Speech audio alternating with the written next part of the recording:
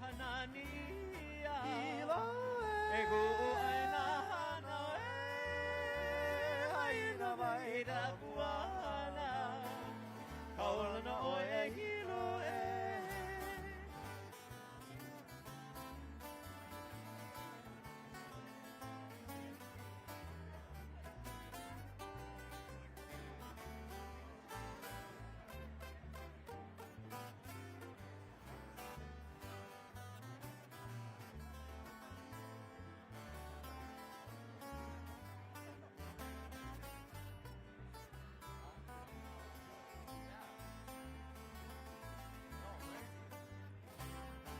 Kaulana o hilo hana ka hilo Kale huana ni o pana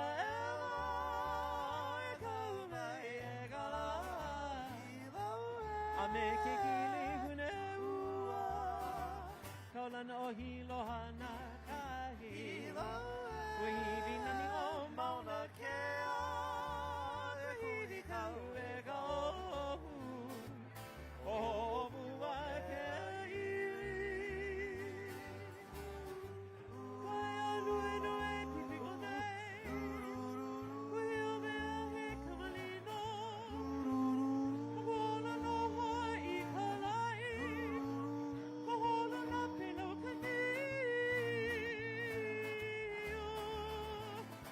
O kanani o kuko aina hana haina mai ka buana kaulana o e hilo kaulana o e hilo kaulana o e hilo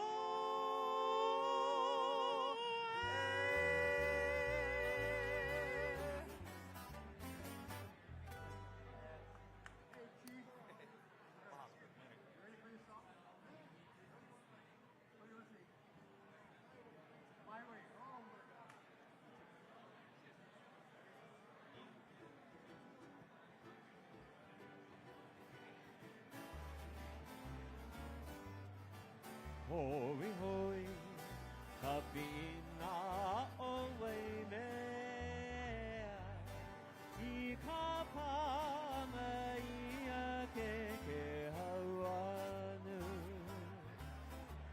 A kahi o ia mai ke maka I nā vailele valua I ka palia o wei pia Nā veila le vanua I ka palia o ei pio Hoi hoi ka pina o ei mea I nā wana ia ke hauanu A kahi o ia wai ke maka Ngā wailele pau ai tapalia o ei pio I ngā wailele pau ai kapalia o ei pio Kila kila mauna ke a me kona nani A helu e kahi o ke ki e Pili mai, mauna loa, mauna ka maha o me no hakawahine pele mai ka hiki O me no hakawahine pele mai ka hiki Kila kila, mauna ke a me kona nani Helu e kahi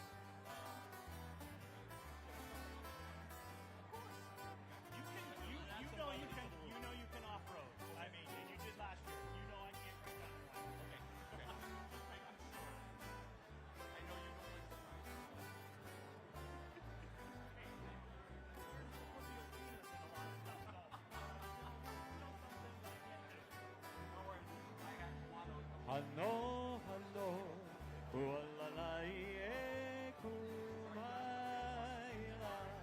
E ho'o hiva hiva ana ina kona. Ai ala, na kua hivi o kohala. E hono alama yuka a ke kai. E hono alama yuka a ke kai. Hano hano hualalai e kumaila. E ho'o hiva hiva ana ina kona. Ai ala, na kua hivi o kohala. E holo a ela mai uka a ke kai. E holo a ela mai uka a ke kai. Ma o aku o ale nui kaha. Hale akana o maui o kamaku o ne hanau. Ina ka puana I lohe ia. Haloi kana ni o na kua hivi e lima. Haloi kana ni o na kua hivi e lima. Ma o aku o ale nui haha. O hale akala o maui au kamatuku o ne hanau. Ina a puana I lohe ia. Mahalo I kanani o na tua hivi e lima. Mahalo I kanani o na tua hivi e lima.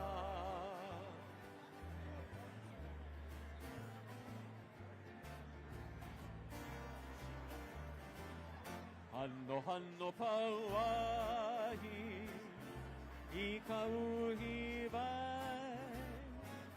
Ame ka ua ki le hone o ke kuahivi.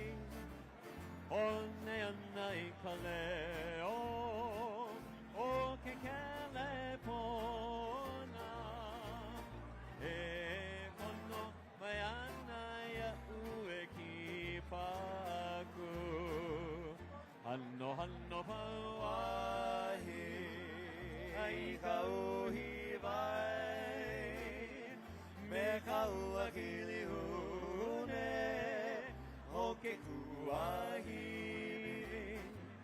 One ana I ka leo o ke kelepona. E kono mai ana ia ue ki paku. Launa pune ngā hoa aloha I oho me ho'oki pa. Umehana ho'ohihi nā manu I kalai. Ho'olai nā malihini. Ladies and gentlemen, we'd like to ask you to start to begin to take your seats. Mahalo.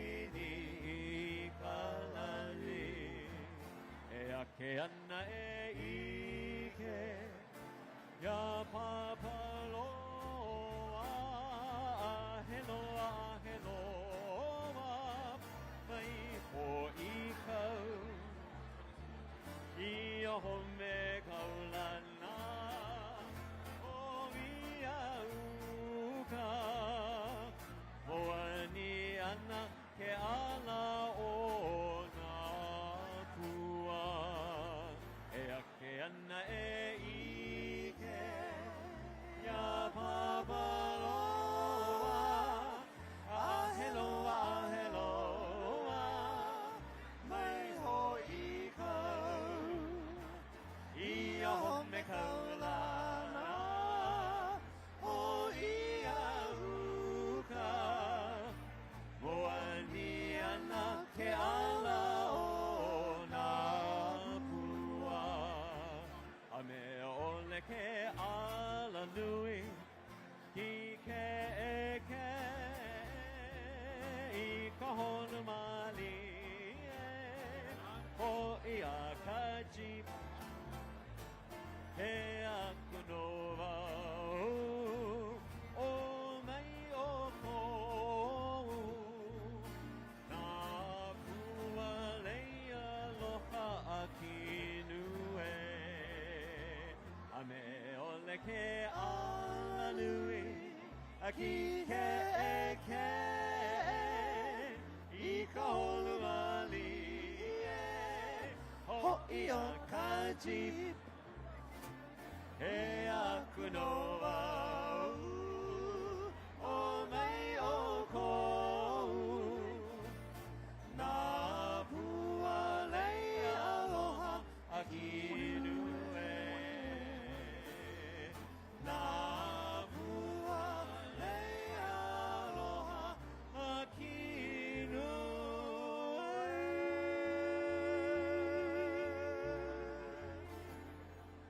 Hang on for just a moment. I'm going to give a 2-minute warning, and then you guys can pick up. 2-minute warning.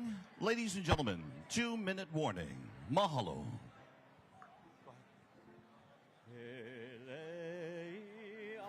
Microphone test 1, 2, 3, 4, 5, 6, 7, 8, 9, 10.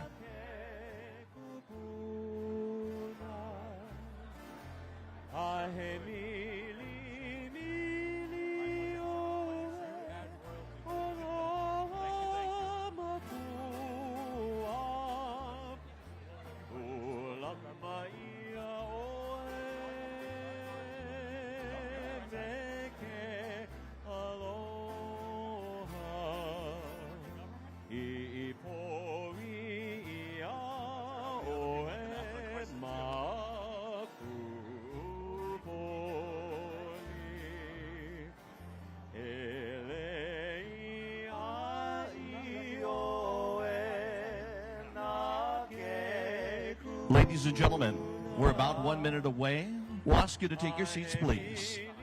Mahalo.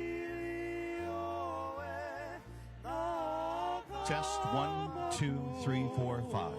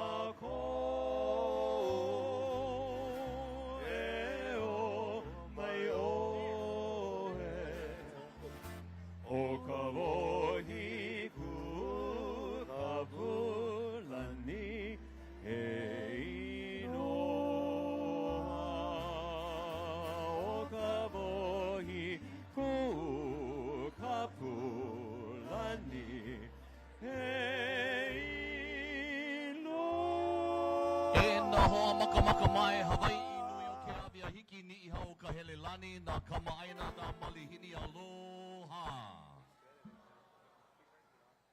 For those of you that do not speak Olelo Hawaii, hi. How about a nice round of applause for Royal Hawaiian Band's Glee Club? Thank you.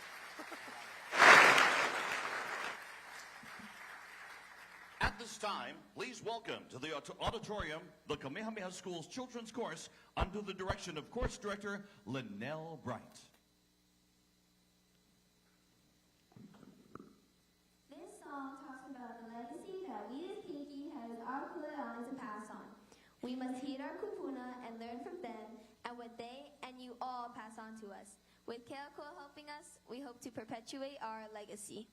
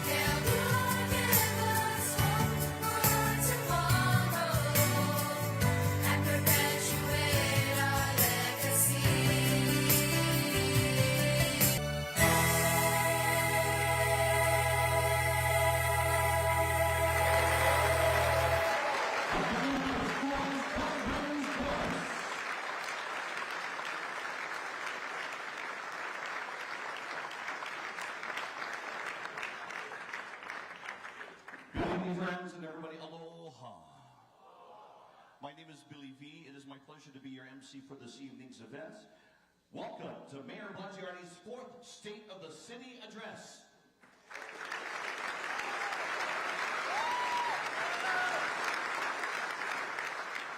Before we begin with tonight's program, we'd like to take a moment to recognize some key leaders in attendance with us this evening. First off, Governor Josh Green.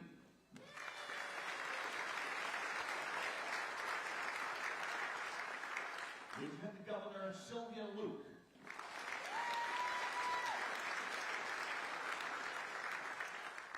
Led by Chair Tommy Waters, members of the Honolulu City Council.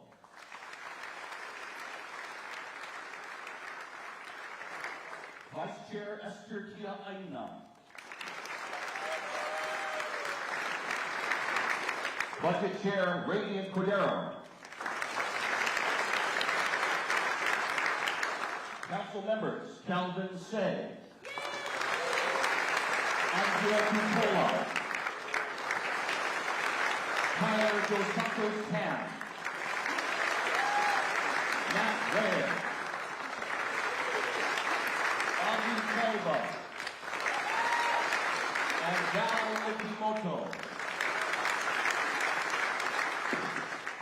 Honolulu Prosecuting Attorney Steve Alm.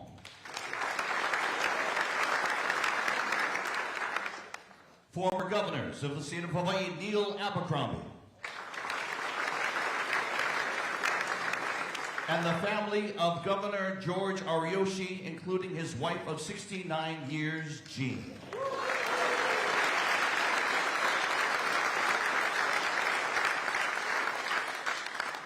County mayors, Maui Mayor Richard Bisson.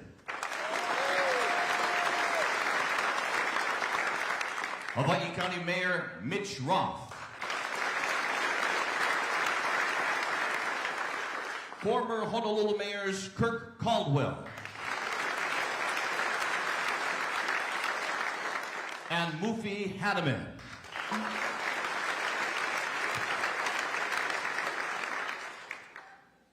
Director General Richard Lin of Taipei. Consul General Kodama of Japan. Consul General Lee of Korea.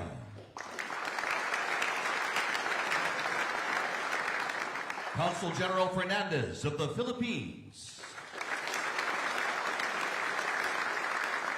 Consul General Enos of the Republic of the Marshall Islands.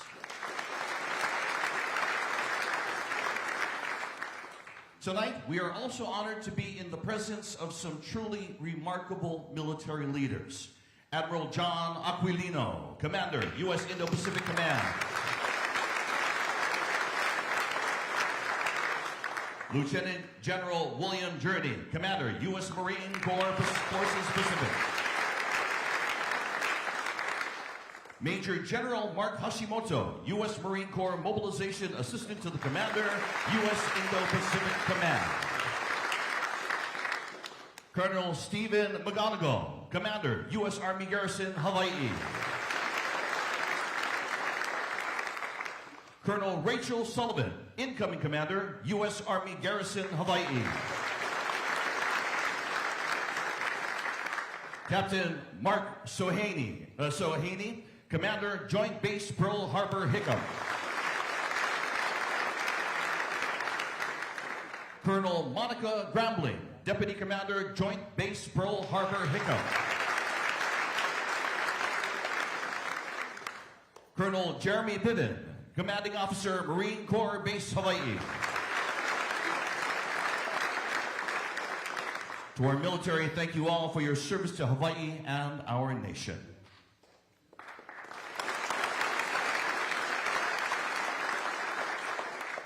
At this time, please rise for the posting of the colors by the University of Hawaii Naval ROTC Unit.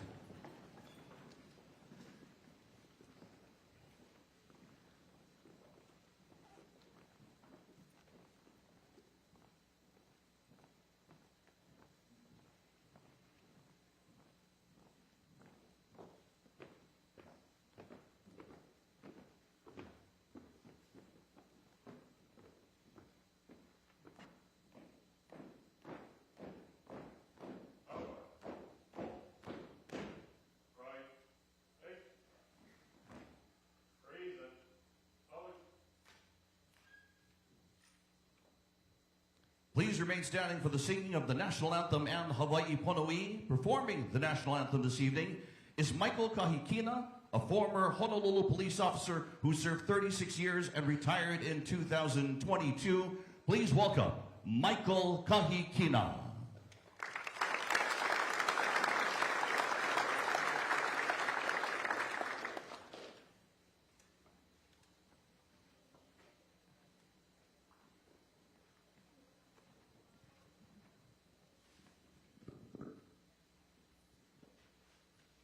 Oh.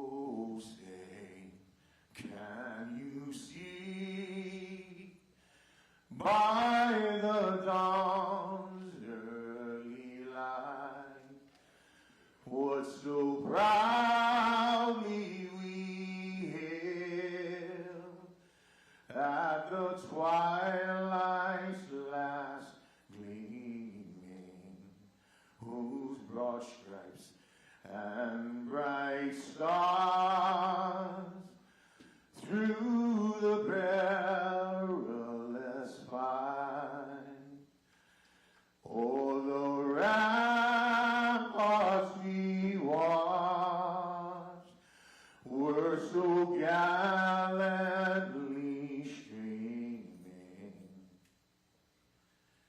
and the rockets red glare, the bomb bursting in air, gave proof to the night that our flag was still there. Oh, say does that star-spangled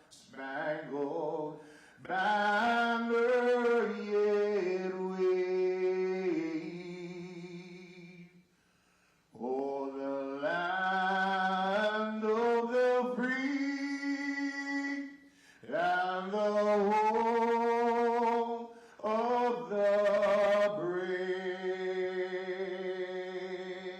Ladies and gentlemen, Michael Kahikina.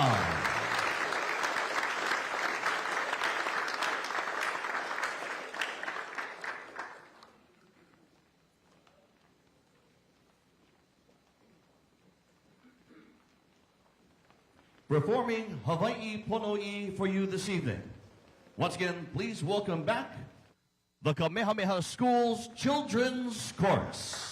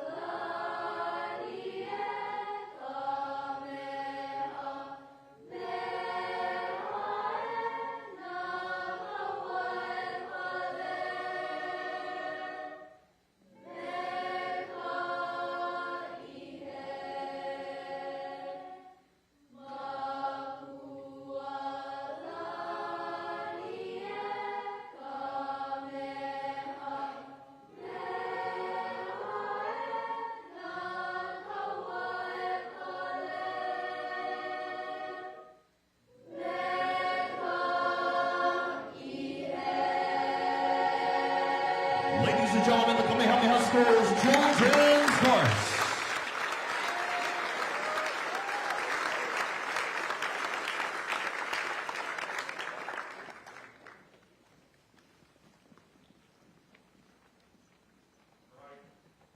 Ladies and gentlemen, please remain standing as we retire the colors. As we retire the colors, please show your aloha for the University of Hawaii Naval ROTC unit. Pa'i limang kākou.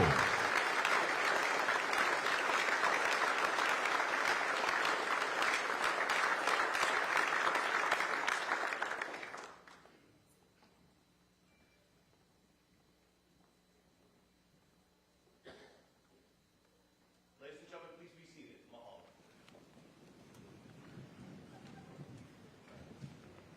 Opening the program this evening, please welcome, performing the Oli Ua'au Hawaii Yes Day has arrived. Please welcome Kumuhula Nalani Keale.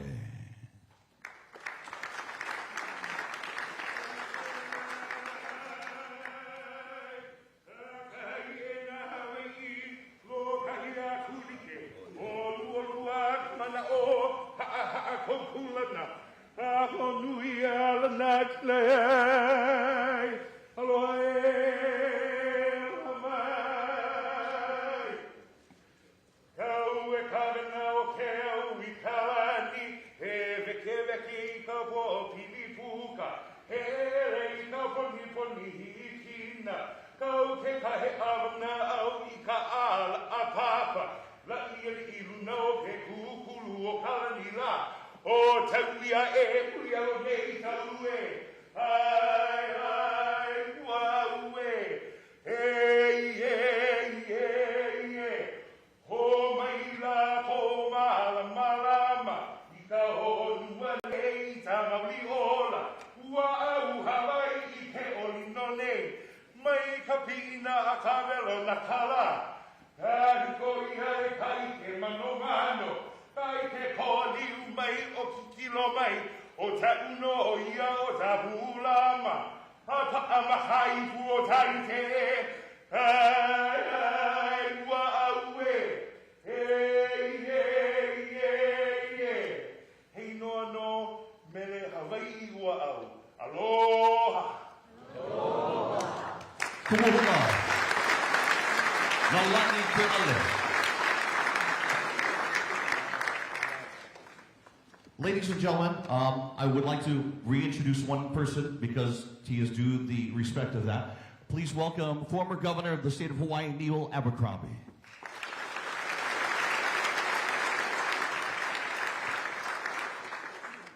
At this point in time, the official program is about to begin, which means we'll be joined across the state of Hawaii due to our broadcast partners. Thank you, broadcast partners. So what we're doing right now is we're stretching, which is also why I'm not using the microphone. But thank you so much for being here this evening. Please feel free to talk amongst yourself for 15 seconds.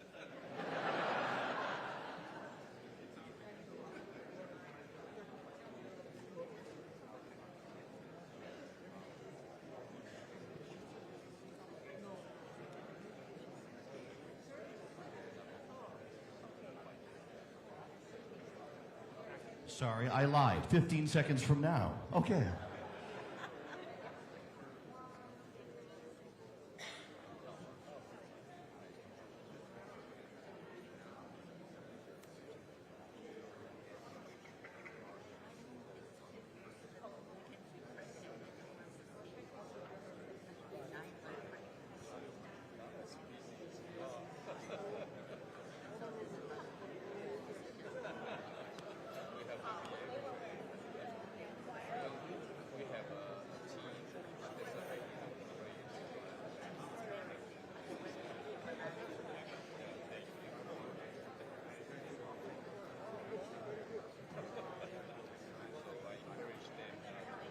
Ladies and gentlemen, please direct your attention to the monitors on the stage for a special video.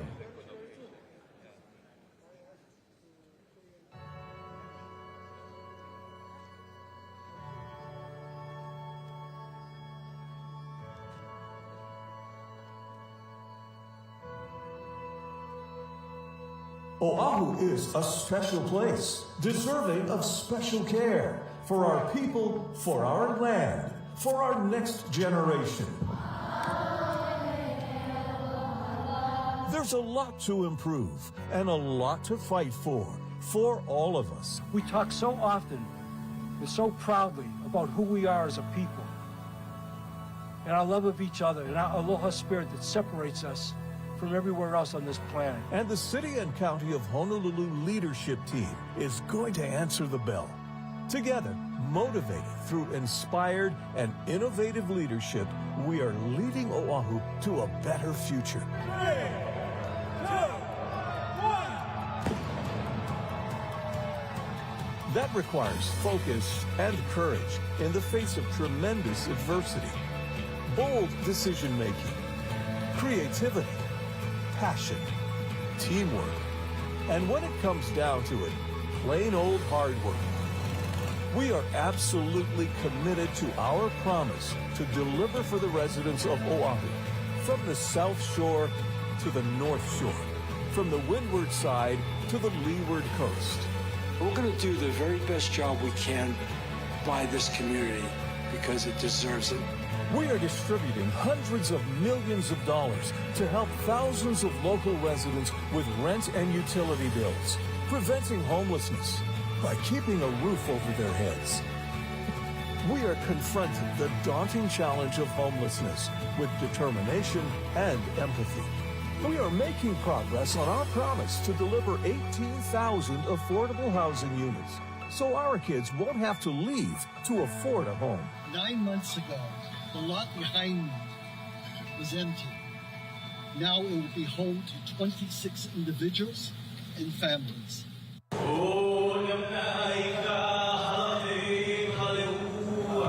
The first phase of Skyline is now operational, despite years of doubt. You cannot overstate the word historic. You cannot overstate the word iconic. And you cannot overstate the word transformative. The project will continue to revolutionize transportation on Oahu as the line connects key employment and economic zones, including the airport. We are using cutting-edge technology, including artificial intelligence, to speed up the permitting process. And we are working side by side with the construction industry to rebuild our economy. We have slashed the time it takes to hire new employees at the city in half and are making major inroads recruiting talented new workers. Coming out of COVID, if we could find a way to expedite this right now. I think what you said makes some good sense. We are reaching out to our residents at unprecedented town halls so they know their voices matter. I understand that, and I respect that. So I'd like to give you my card, and then let's talk about getting together. We are improving neighborhood parks and upgrading the Neil S. Blaisdell Center. We're not done yet. There's more to come. We need these kind of places where we can come together and have fun and things to look forward to for our family, for our keiki, for everybody. We are hosting hundreds of thousands of golfers yearly and providing local families with lifelong memories at the Honolulu Zoo. I've said it before and I'll say it again. We are about rebuilding trust in local city government. We know that that comes through our actions and our deeds. Every day, we tow abandoned cars, renew driver's licenses, fill potholes, take out the trash, and treat wastewater. More than 1 million emergency calls came into 911 last year alone, and we respond with bravery, strength, and compassion. We save countless lives with vigilance and courage on all of our shorelines and on all of our streets. Maybe more important than ever is creating hope in our community. And we take that responsibility to heart, especially when you start talking about how you deal with homelessness, how you deal with housing, how you deal with public safety. These are real things that impact all of our lives. We're all in this together. 10,000 city workers across all departments come to work to take care of this city. We take care of our neighborhoods, our families, each other. United, we stand on the precipice, unafraid of the fall, because together we will fly. And now, with a deep sense of purpose and humility, we will bring to bear all the skills and strength that can only be earned by overcoming hardship, to navigate the obstacles ahead, and to seize the opportunities before us. Because we know what's at stake: the future of Oahu, our home.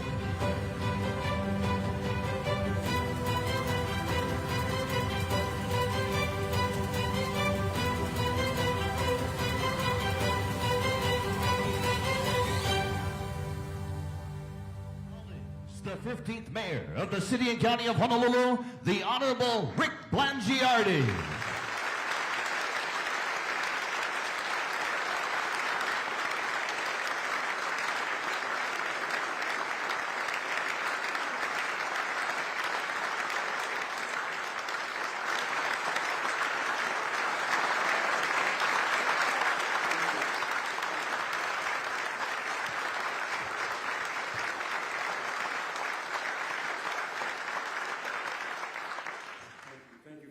Thank you for being here.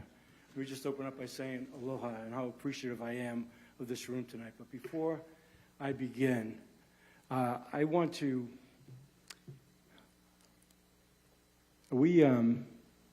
I could do this impromptu, I guess, because the monitor is not working. This is great. Hello, everybody. Welcome to what will be a very interesting hour, I promise. All right, and I could have done this from my heart because this part doesn't have to be on a prompter because I want to acknowledge the all-time love of my life, my wife, Karen.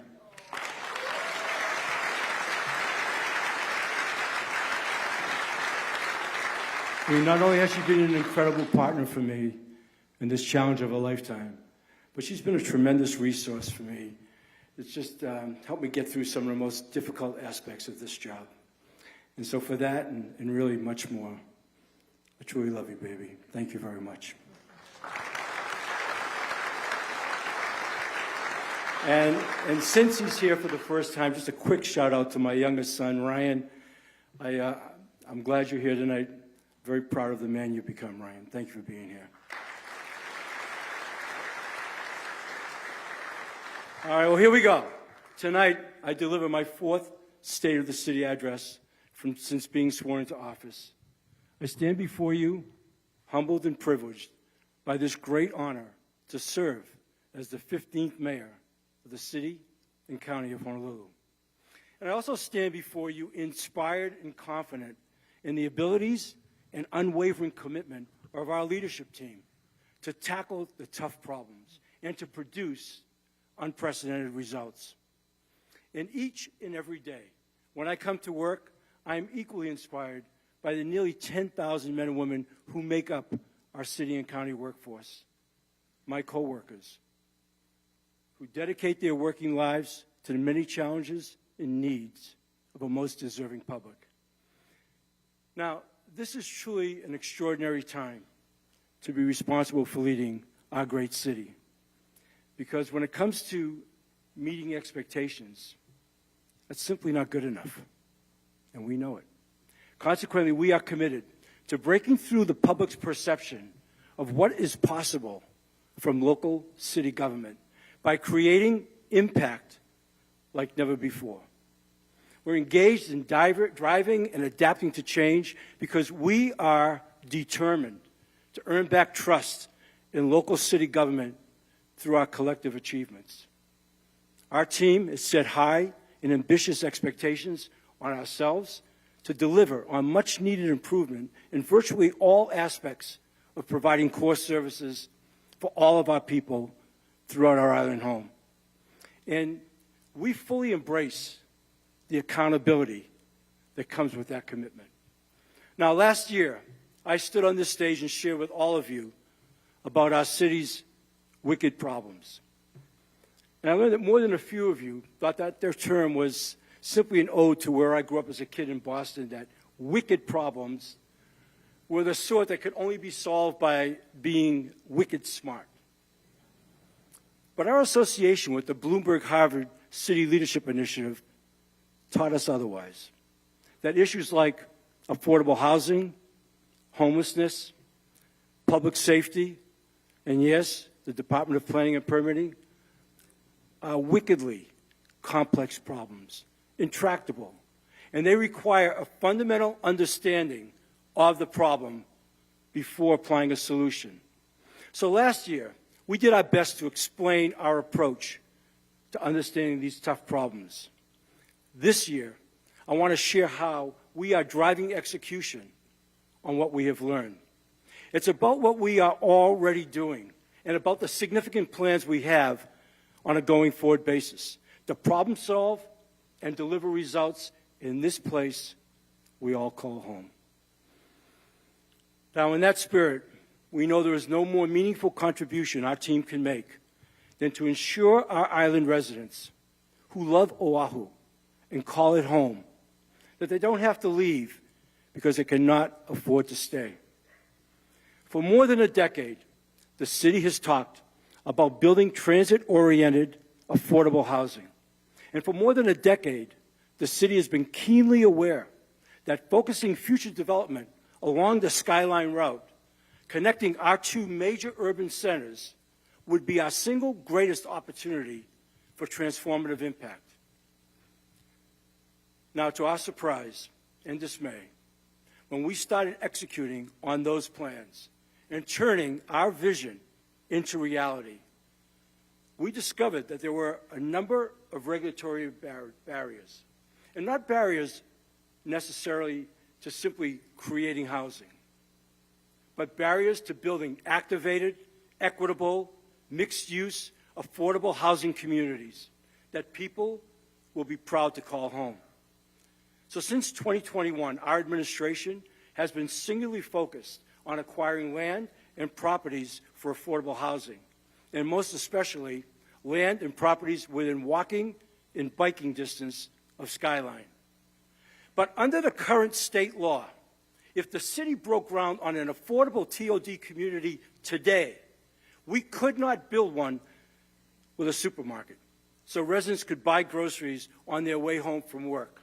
We could not build one with a drugstore or with a child care center or even a post office, because the current law prohibits mixed-use development using city municipal bonds for affordable housing.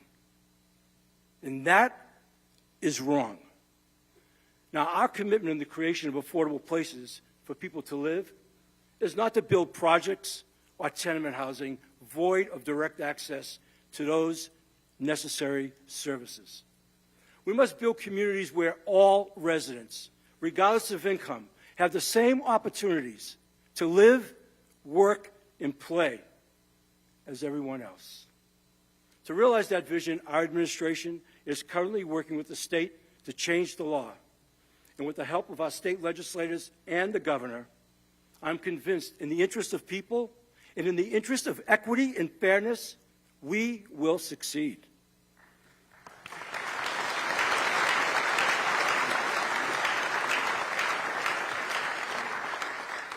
We are starting in Evil A. Earlier this year, we finalized the $51 million acquisition of what is now the single largest property adjacent to a current or future rail station. That has been designated for affordable housing. At nearly 4 acres, we envision Evil A Center as the future centerpiece of an iconic mixed-use TOD complex, home to as many as 1,500 affordable housing units. Now, as a result of our acquisition, we are working with HART to completely redesign the Evil A station, allowing for better pedestrian and bicycle access and increased connectivity to other forms of public transportation. And when it comes to TOD in Evil A, the city should be first in line to acquire property for redevelopment, because we can champion infrastructure improvements that are needed to drive down the cost of development. And with acquisition plans for more properties in the area, including our recent purchase of the old First Hawaiian Bank building on King Street, we trust we are sending a clear message that when it comes to TOD, we are not developing a property, we are building a community.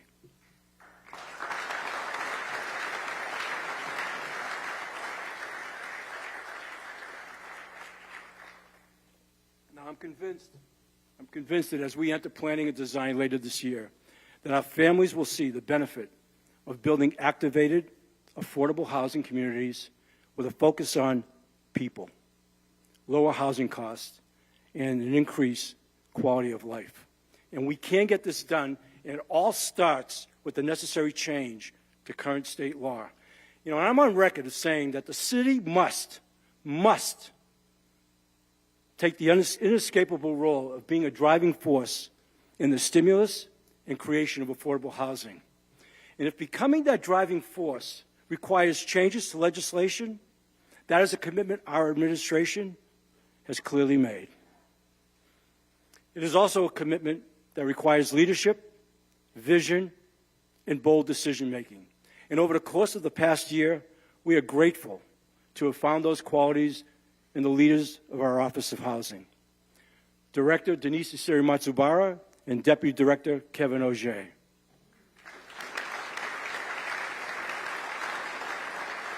Now, last year I spoke of our need to evaluate whether the city's current organizational structure, as it relates to housing, best supported our housing goals. Tonight, on the strong recommendation of our Housing Task Force, I'm announcing my intent to merge the Office of Housing with our highly talented real estate team in the Department of Land Management to form an entirely new department the Department of Housing and Land Management. Thank you. The synergy emerging these two operations into one will right-size the city in its important role in affordable housing, a role that has been strongly supported by the City Council.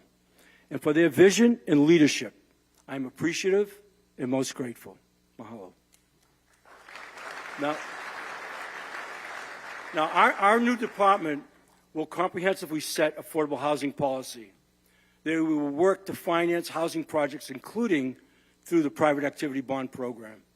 They will coordinate planning, design, and development of future housing units, and they will relentlessly push regulatory and process improvements. The Department of Housing and Land Management will continue to lead our Affordable Housing Working Group, the cross-sector arena where all city departments have a role in housing that come together to coordinate, problem solve, and produce smart, disciplined results. The department will also be chiefly responsible for carrying out the mission and vision laid out in our administration's first housing plan, which set the ambitious production goal of 18,000 units by the end of the 2029 fiscal year. And our progress to date is encouraging, and our hardworking team has already committed $393 million to a total of 18 housing initiatives across the island, including land and building acquisitions, rehabilitation of affordable housing units with longer affordability, commitments and conversions of existing buildings into housing. So going forward, our commitment is to make sure that every city council district on our island receives their fair share of our city's investment in affordable housing. That, you have my word. Now, to ensure that that happens, we realize the need to increase the number of people on our team to have the skills required to execute on our housing strategy. And we will get that done. Now, we also need to find ways to overcome the many significant regulatory barriers that stand in the way of building the affordable housing our community needs. Just last week, UHERO reported that the median sales price of a new two-bedroom condo in Hawaii is $670,000. Now, that is double what it costs in most states on the mainland. And of that, the study determined a full $387,000, or nearly 60% of the cost, comes from regulatory burden. Now, we know the building industry in Hawaii can do little to control the cost of material and equipment or the price of shipping. But we refuse to stand idly by while regulatory restrictions add to development costs so dramatically that projects capable of adding hundreds of housing units die before ever breaking ground. Now, I've said from day one that we want to be more of a facilitator than a regulator. And local government has the most direct impact over housing production through land use, our own regulations, and housing policies. Our new Department of Housing and Land Management will review regulations, rules, ordinances, and statutes to evaluate what works as well as what needs to change to achieve our housing goals. And we will continue to work closely with our colleagues at the City Council and in the state, and we will do it effectively.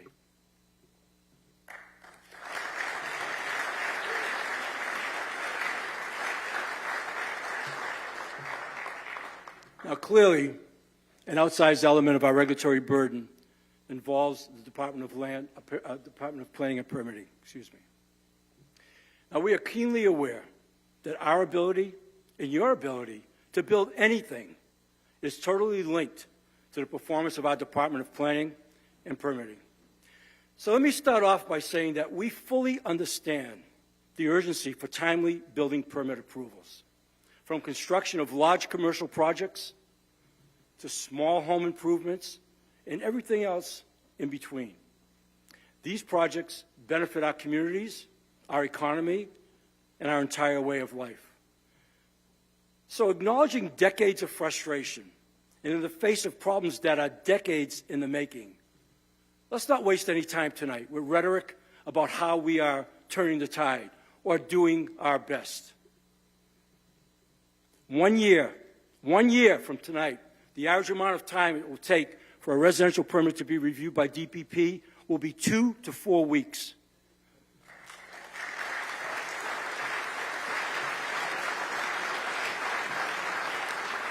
And in the year following that milestone, commercial permit applications will be reviewed by DPP in 6 months or less.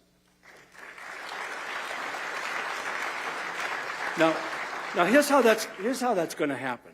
Last month, following several years of research, planning, and procurement, DPP began the 18-month implementation of a brand new permitting software to replace Posse, which is the system DPP has used to manage permit applications for more than 2 decades. Now think about that. Right now, we are replacing a permitting system that is older than the iPhone you have in your pockets. The new software is called Clarity. It's a powerful, user-friendly system that, when combined with e-plans, will provide the automation, transparency, and effectiveness that our customers have been waiting for, and they will begin to feel its impact in short order. By this summer, the e-plans platform that currently feeds all permit applications into Posse will be integrated with the new system, showing users the status of their applications. No longer will you need to call DPP for an answer to the single most asked question in all of city government. Where is my permit? And look, and I left out the expletives. Now, it goes without saying that the installation of a new permitting system isn't easy. The entire team at DPP, led by Director Don Takeuchi Apuna, have been working not just on the implementation, but on making sure every step of DPP's existing processes are fully integrated into the new system as well. Now, a year ago, I stood here and explained how DPP was using AI, artificial intelligence, to pre-screen applications, and that the average pre-screen wait time had gone from an average of 5 months to an average of 5 weeks. Today, it takes 3 days, and the backlog has been completely eliminated.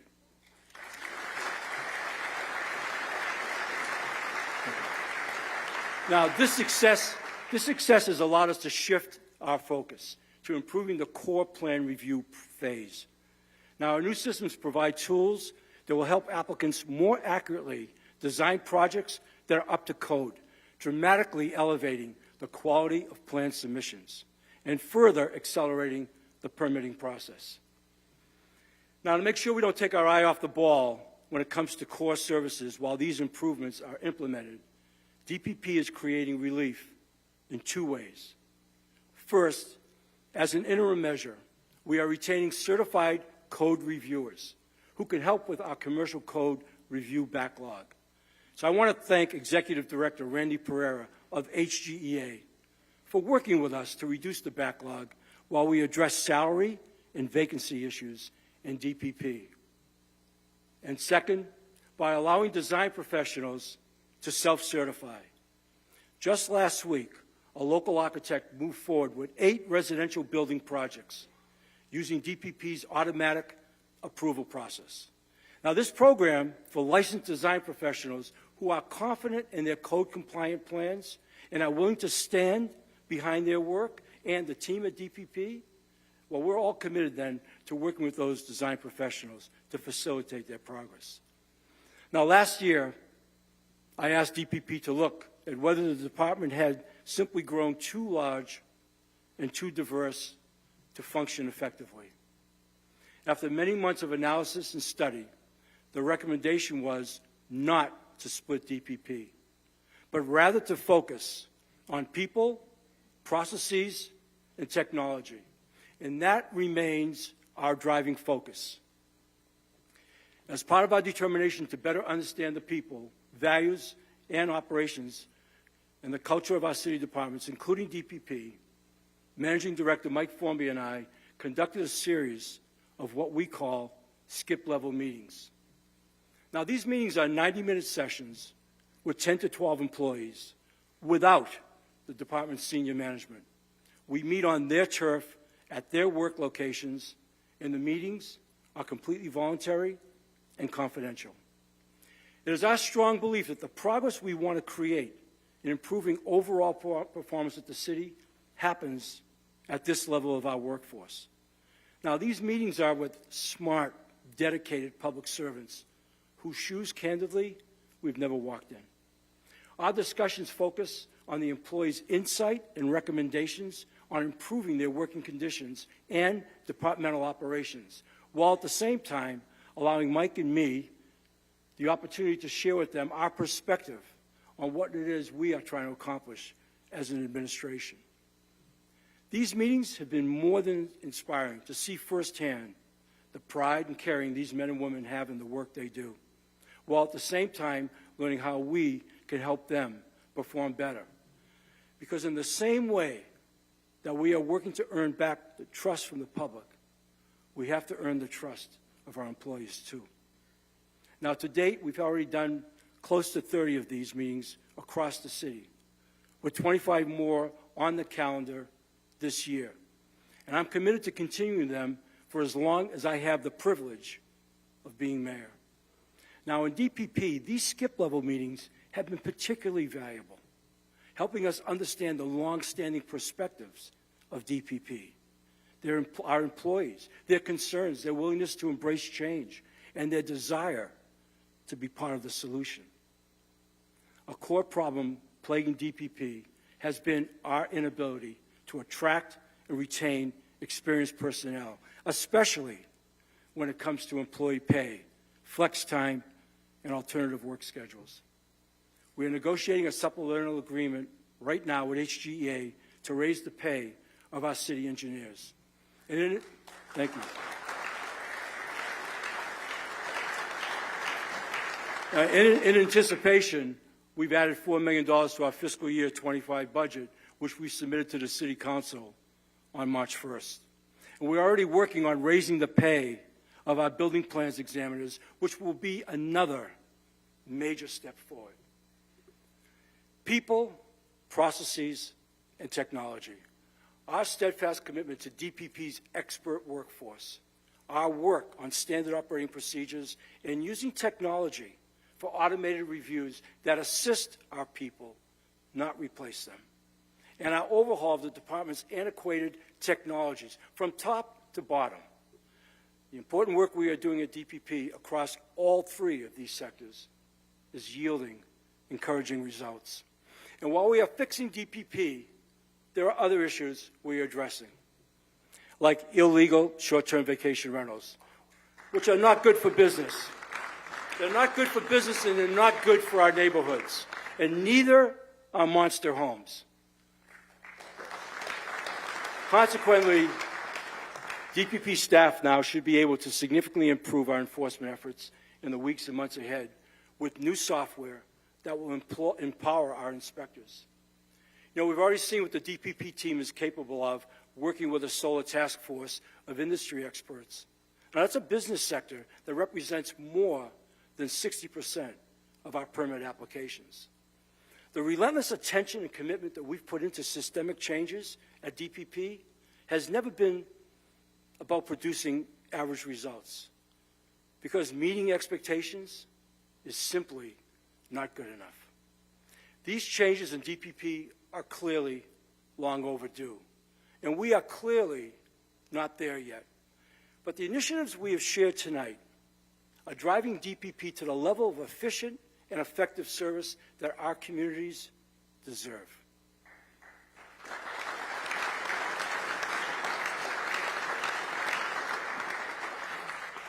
I want to shift gears and talk about homelessness, a problem that knows no border between federal, state, and county government.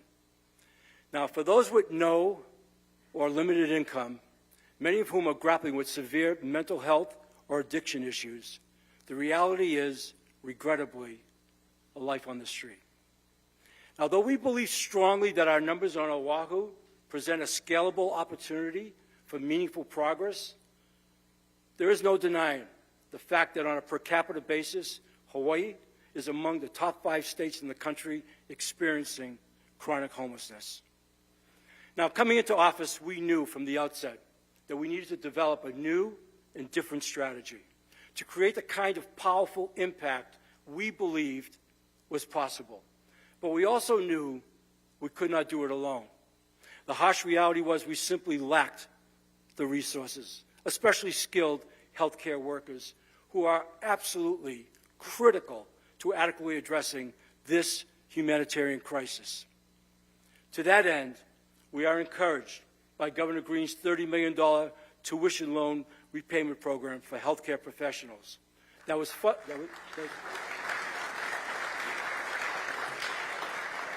that money was funded by the state legislature. This 2-year program goes right at the heart of easing our critical shortage of physicians and other healthcare workers by providing tuition loan repayments of up to $50,000 per year, allowing this critical sector of our workforce to remain here at home. Now, I believe the election of Governor Green made possible a much-needed and unprecedented level of communication, collaboration, and compassion in terms of combining resources between the city and the state.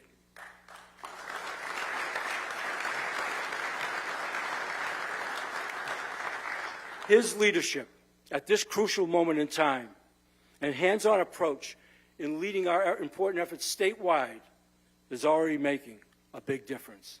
So I cannot thank you enough, Governor, but we both know that we're only just beginning this fight. Would you please stand and be recognized?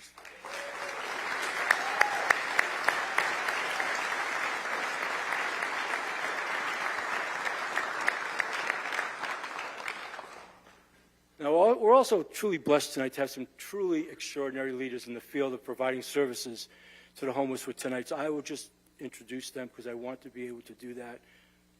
And stay in your seats. These are people who make a difference each and every day, leading their respective organizations and helping so many people in need.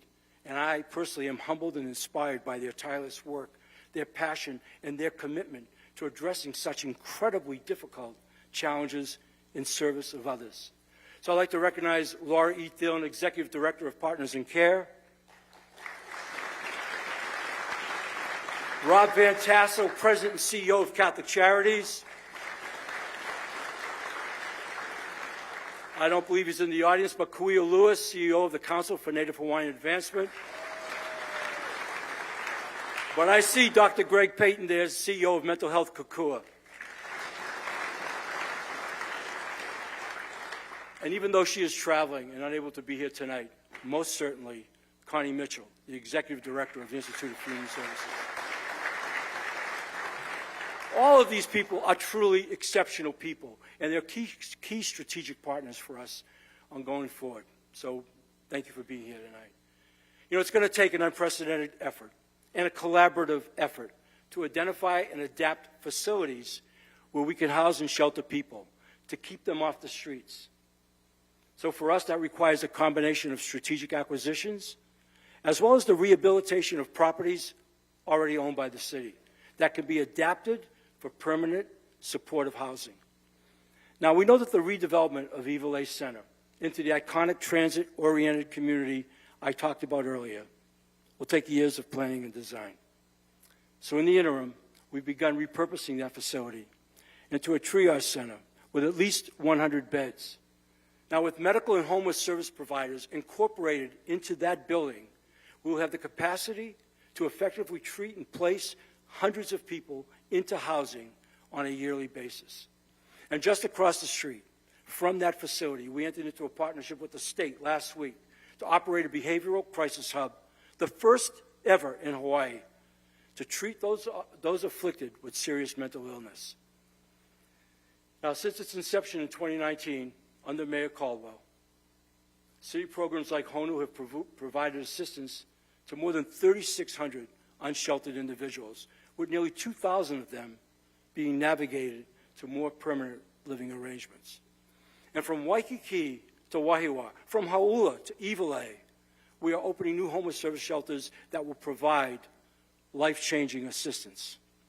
Now, our core program, comprised of a staff of 35 people, soon expanding to 50, with 5 ambulances and 6 SUVs, is helping those on the streets find their way to these shelters.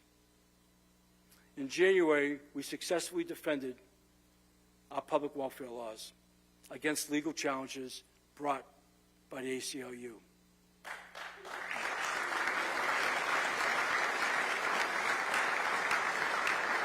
Because we believe the general public has a right to expect their government will keep public places, including sidewalks, clean, safe, and accessible.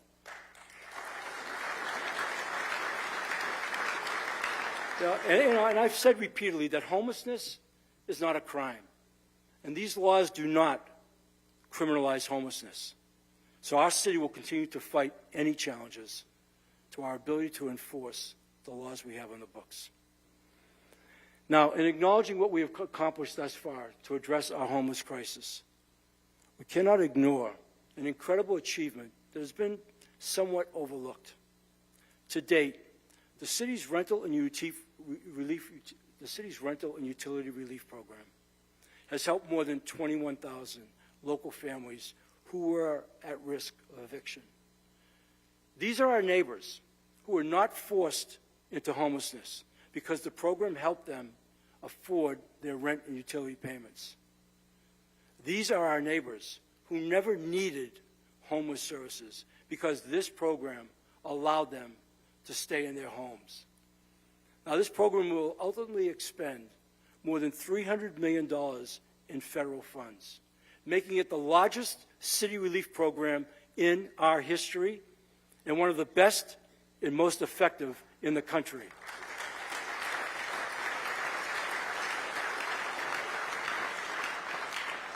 For their work in distributing these funds, we owe our Office of Economic Revitalization, as well as Catholic Charities Hawaii and the Council for Native Hawaiian Advancement, a profound and serious debt of gratitude for their tireless efforts and excellent execution.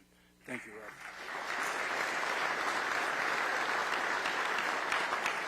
Now, I've said repeatedly that beyond making systemic improvements in all areas of the city's public safety is the overarching and dominant priority of the people and our administration.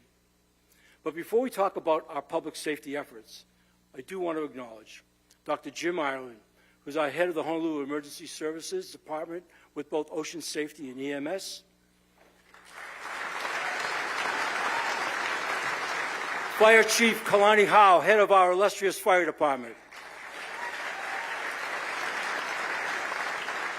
Police Chief Joe Logan of the Honolulu Police Department. And our prosecuting attorney, Steve Arm. Where is Steve? Right here. I want to thank them for their tireless and unwavering commitment in their respective leadership roles to best serve the people of Oahu. You know, they each face extraordinary leadership challenges in dealing with the unexpected crises in people's lives and in making sure the men and women in their command can provide the highest level of quality services to the public. For that, I'm grateful. Now, regrettably today, we live in a time and world marked by real fear and uncertainty. And not just here in Hawaii, but nationally and globally. Media platforms report nonstop on war, violence, and death to what is already a weary and cynical public. And while geopolitical tensions between the U.S. and Russia, the Middle East, and especially China, contribute to us feeling less safe in the world, tonight we are greatly honored to have a number of totally and truly distinguished military guests in our audience, representing 4 of our armed forces: the Navy, Army, Air Force, and the Marine Corps. On behalf of the people of Oahu and a grateful nation, please accept our most sincere mahalo and heartfelt appreciation for your extraordinary leadership in all that you and your respective commands do to keep all of us safe.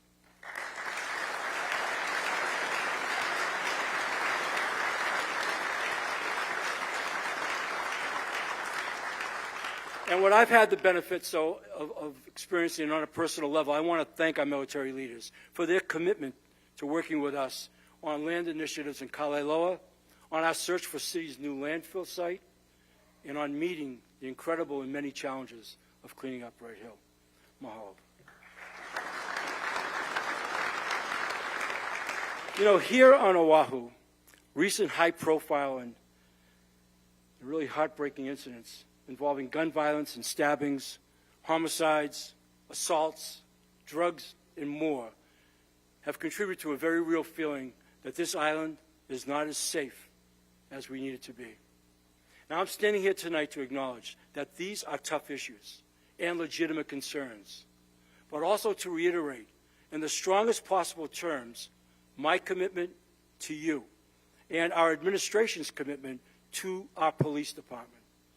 Chief Logan and his senior leadership team have long identified HPD's shortage of sworn officers as the department's single most pressing issue. So tonight, I'm announcing my commitment to funding HPD's most aggressive recruiting initiative since we've been in office. Starting next month, with the 213th recruit class, the Honolulu Police Department will offer $25,000 in recruitment bonuses to the courageous men and women who join the department, stay on the force for 3 years, and help keep the people of our island safe.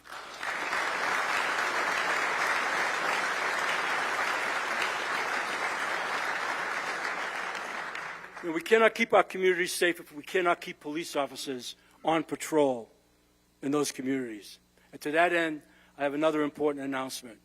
Earlier this week, HPD successfully completed the long-awaited installation of a fingerprinting machine at the Waianae Police Station. Now, they've already begun processing suspects there, but the big thing is that officers from Waianae will no longer be forced to drive all the way to Kapolei after making an arrest. You know, providing public safety to our local residents and visitors has never been more important. But in many ways, the responsibility of ensuring that sense of safety has never been more difficult or more dangerous. And we saw both dynamics at play on January 1st, when the day-long pursuit of a suspect who chased and shot his girlfriend on the freeway ended in Manoa. Officer Keikoa Flores and Officer Kalani Fatisimanu both risked their lives in the pursuit of justice that day, suffering gunshot wounds as the suspect recklessly opened fire. Officer Flores and Officer Fatisimanu are both with us tonight. Would you please stand and be recognized?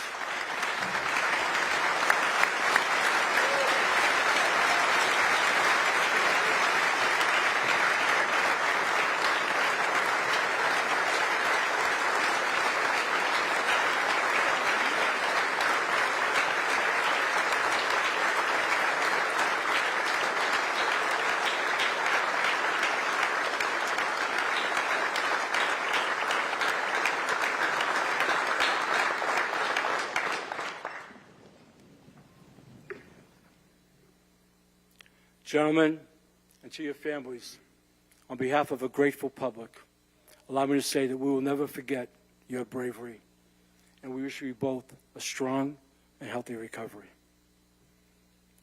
Now, the bravery, selflessness, and dedication of our first responders, their willingness to put their lives on the line, humbles me every day.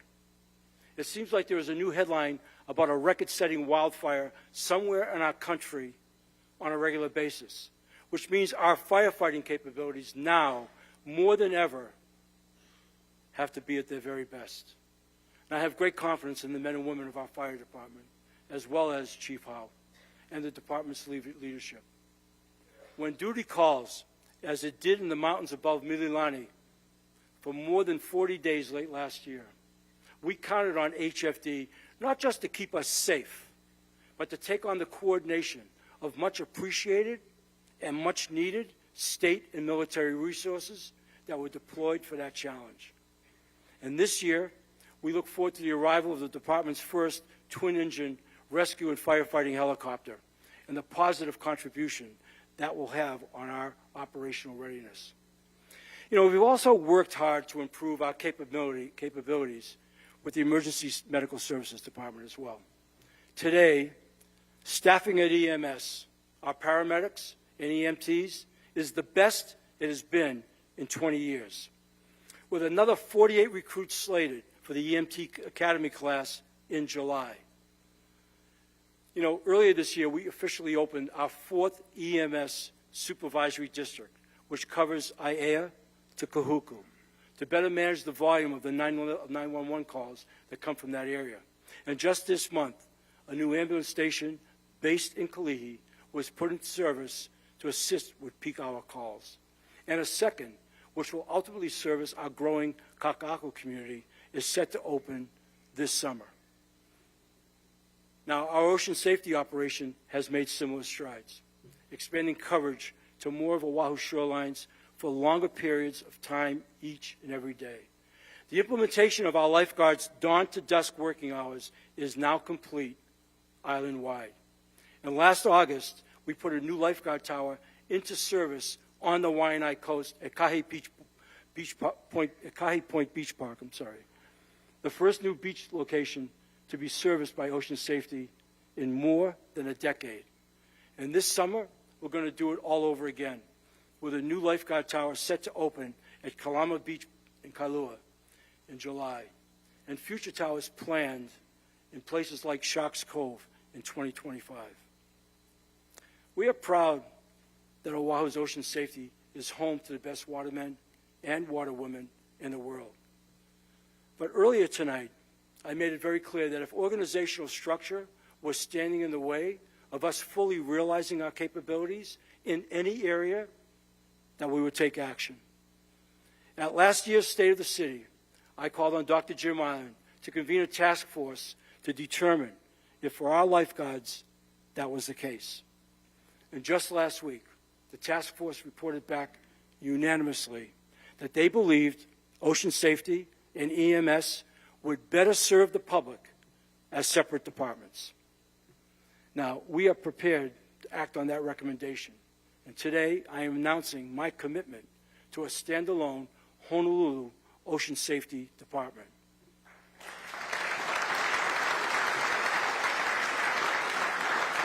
Now, it's become very clear that we need ocean safety to be independent from EMS, so it can be managed and operated with the singular focus of providing a watchful eye over beachgoers along Oahu's 227 miles of shoreline. Now, I know that there is currently a resolution before the City Council, and my office will work with Ocean Safety and the members of the Council to get this done. My commitment on this issue is unwavering. Now, so many of our challenges and so much of our focus involves solving problems from the inside out. We cannot provide better, more efficient, and more cost-effective services to the public without addressing issues under our own roof. Now, among the many challenges we discovered when we came into office was the excessive number of vacancies throughout nearly every department across the city. In the 2023 fiscal year, the relentless efforts of our Departments of Human Resources and Budget and Fiscal Services resulted in the city's first net positive increase in the size of our workforce in years. And with 3 months to go in fiscal year 24, DHR reports that we are actually on track to exceed our hiring rate from a year ago. Now, we're not just hiring more, we're hiring faster. What we reported in 2022 was a hiring process that took 180 days. That is now down to less than 90, and we are committed to slashing that even further to 60 days or less. Thank you. And thank you. Thank you. And by simplifying the application process, becoming more user-friendly in our approach, and experimenting with initiatives like same-day hiring, we're convinced that we will continue to improve. You know, any enterprise of 10,000 people needs to have an aggressive recruiting strategy, extensive development and training opportunities, and solid succession planning in order to sustain itself. Consequently, we are creating stronger relationships with our local universities and colleges, and even the high schools, as well as the military, to source talent for vacant positions within the city. And we are committed to making sure that employees in every department have clear promotion and career development opportunities facilitated by training programs, which include leadership development. And for our senior level managers, DHR is implementing a compensation program that allows for salary adjustments, making it easier to retain these highly valued men and women that we count on in leadership roles.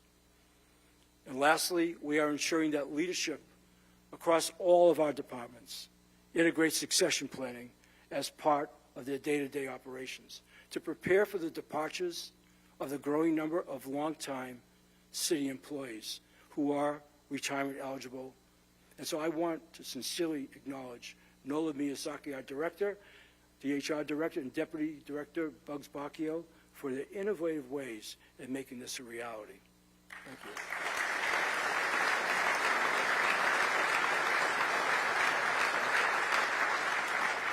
Now, additionally, we are proud that all of our hiring efforts have been framed with a commitment to creating a workforce where diversity, equity, inclusion, and belonging are integral to our culture in each and every department, agency, and unit across the city. Now, in the past year, we've also focused on diversity, equity, and inclusion for our public. We passed an anti-bullying bill. We celebrated a new plaque for the Kapaimahu Stones in Waikiki. We marched in the Pride Parade. We raised the Pride flag at City Hall, and we conducted LGBTQ sensitivity training across multiple departments. And these efforts wouldn't be possible without the guidance and support of our local LGBTQ organizations, whose leaders are joining us tonight in the audience.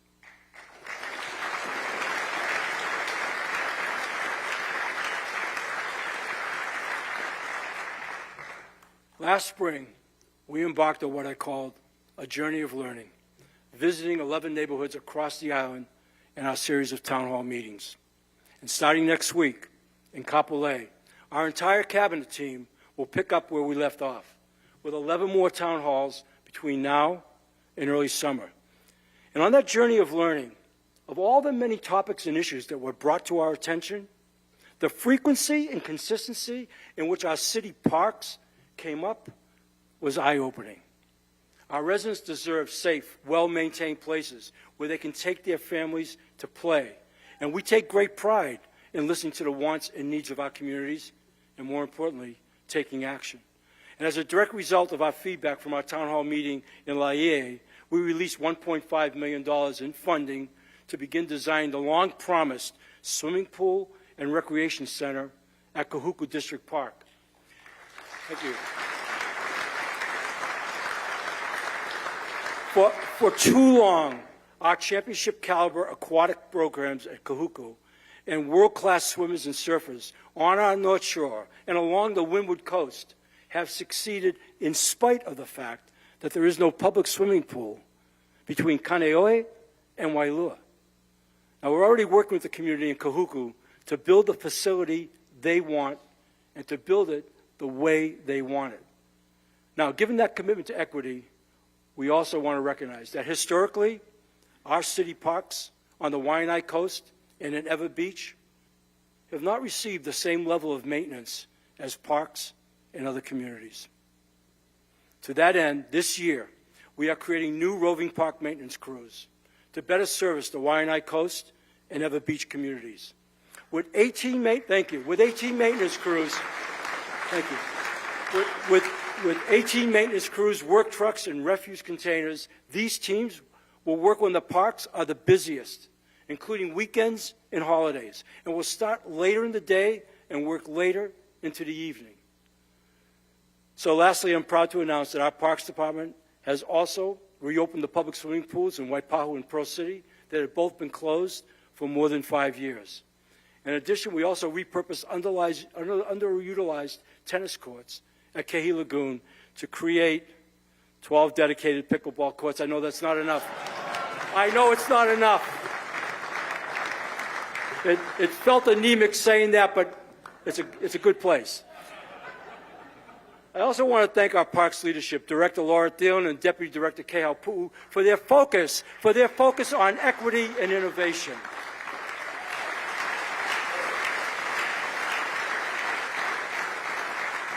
Now look, whether it's at parks, playgrounds, or any of our other facilities, we are passionate about providing the best possible experience to residents and visitors who turn up and turn to the city for recreation. Now, our incredible Honolulu Zoo is a shining example. Just yesterday, after a month-long race against the very best of the best across the United States, USA Today named our Honolulu Zoo as the 4th best zoo in the country, the entire country.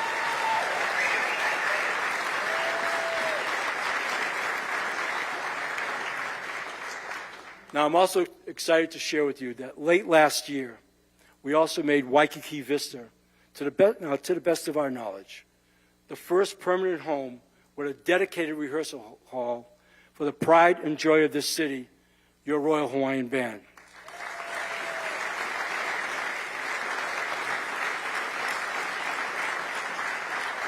Now, for his efforts in making that dream come true, I would like to recognize the person with quite possibly the highest approval rating of anyone in the city, and this includes you, Governor. Okay? Our esteemed bandmaster, Mr. Clark Bright.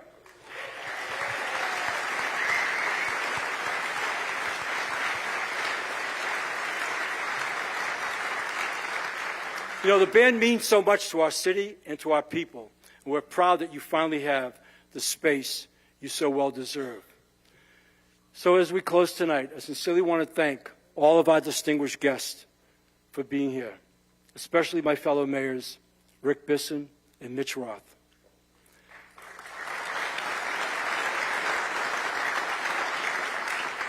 The two of you and Mayor Derek Kawakami have my utmost respect for all that you do for your people each and every day.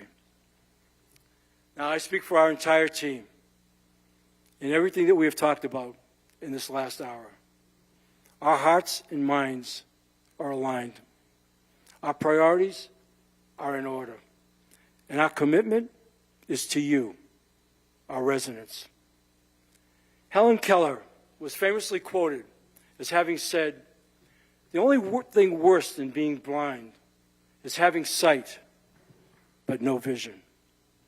Toward that end, our vision is clear. We have challenged ourselves to tackle and solve the wicked problems that have long plagued the city and county of Honolulu. We have built a budget reflective of our priorities, and we will spend your money consistent with our priorities, and what we intend will directly improve the quality of life for all of our local residents. You know, I've been involved in team sports and leadership positions for all of my life. Consequently, I have a profound appreciation for what good people can do when they come together with a shared vision and a common purpose, especially when it is for the greater good. Now, all that has been said here tonight for most of this past hour has been precisely the result of good people working together to solve tough problems for the good of our community. And our success to date simply would not have happened without the dedication, hard work, and commitment of our entire cabinet leadership team. To them, I am incredibly grateful and appreciative for their willingness to commit themselves to the daunting task of public service to the people of Oahu. Would all of our directors and deputy directors please rise for a well-deserved round of applause.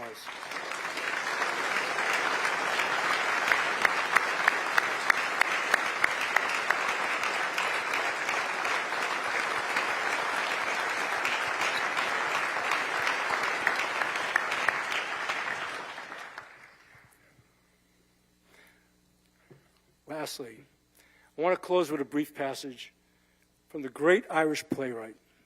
There's an Italian guy quoting a great Irish playwright, George Bernard Shaw. I've always loved this passage, was written in 1903, but just as relevant and poignant today, and that was more than 120 years ago.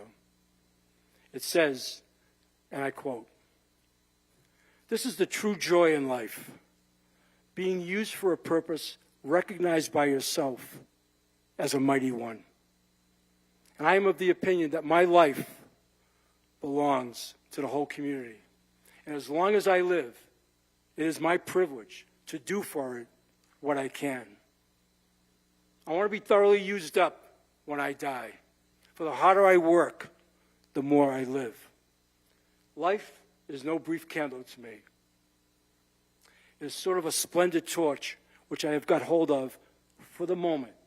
And I want to make it burn as brightly as possible before handing it on to future generations. Thank you. Good night. God bless.